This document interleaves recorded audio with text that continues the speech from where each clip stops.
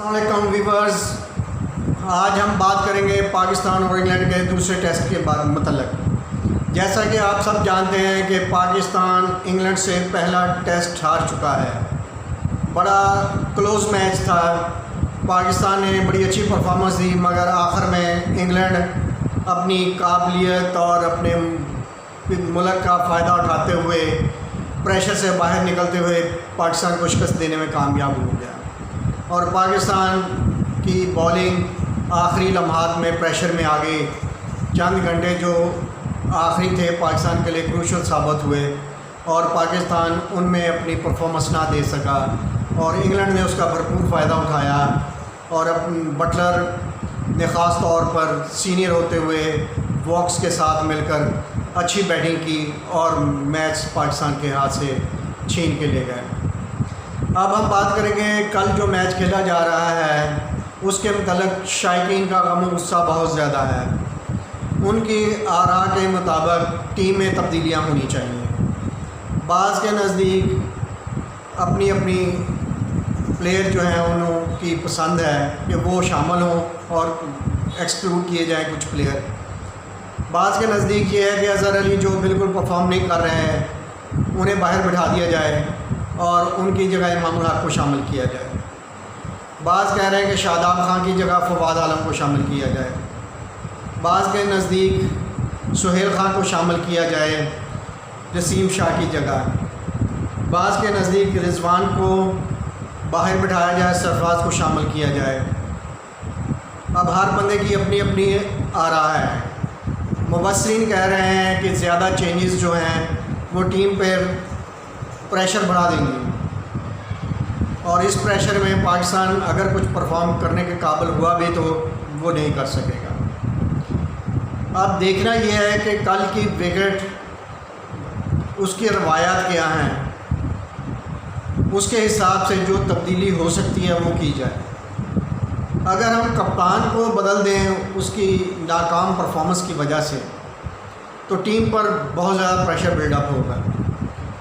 हमें कोशिश करना होगी कि उसके होते हुए हम टीम का मोराल अप करें और ख़ास तौर पर यूनुस खान और मिसबाहुल हक अज़हर अली की बैटिंग पर ख़ास तवज्जो दें और उसे बैकअप करें और मैच के लिए बैटिंग उसकी गाइडलाइन दें, उसकी कमियों और कोताहियों को सामने लाएं ताकि वो अपनी बैटिंग पर तवज्जो दे और बेहतर परफॉर्मेंस देने की कोशिश करें।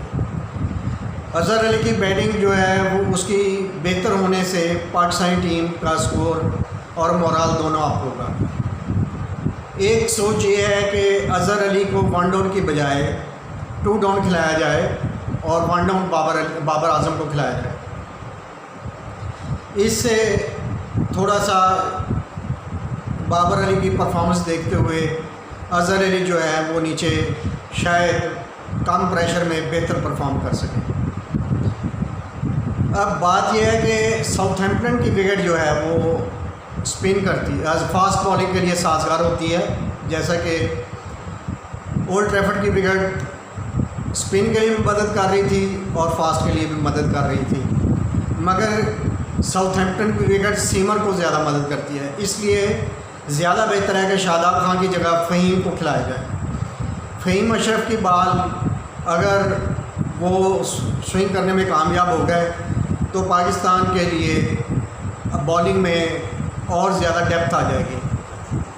तो ऑलराउंडर हैं, शायद वो बैटिंग में भी कुछ अच्छा परफॉर्म कर जाए। वैसे रिजवान अच्छी कीपिंग कर रहे हैं।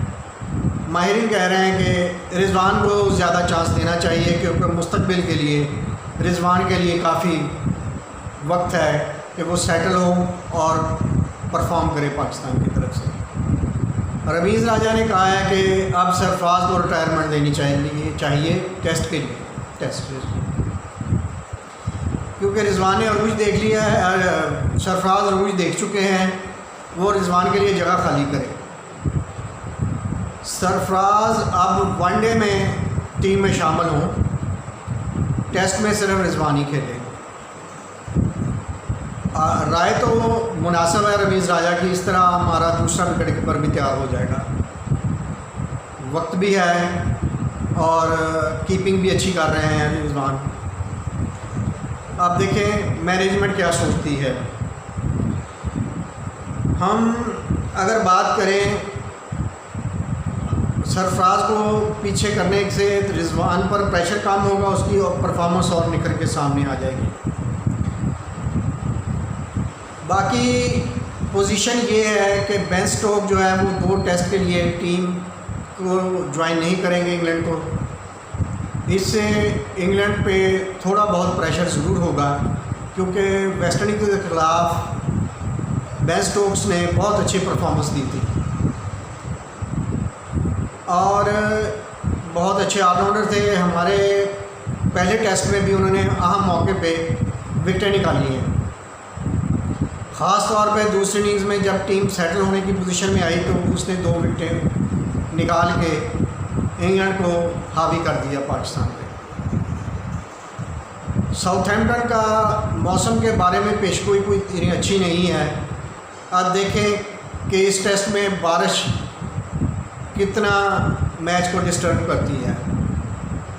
हमारी दुआ है कि ये मैच ज़्यादा से ज़्यादा हो, नतीजा खेज़ हो, अच्छी क्रिकेट देखने को मिले और हमें भी अपनी टीम को बैकअप करना चाहिए। इंशाल्लाह कोशिश होगी मैनेजमेंट की बेहतर से बेहतर टीम उतारें। हम अपनी टीम के लिए दुआ गो हैं और आपसे भी यही उम्मीद करते हैं कि आप भी पाकिस्तानी टीम के लिए बैकअप करें, दुआ करें ताकि पाकिस्तान की टीम ऊपर से ऊपर जाए, बेहतर से बेहतर परफॉर्म करे। आप हमारा यूट्यूब चैनल सब्सक्राइब करें, शेयर करें, लाइक करें, कमेंट्स करें। Thank you.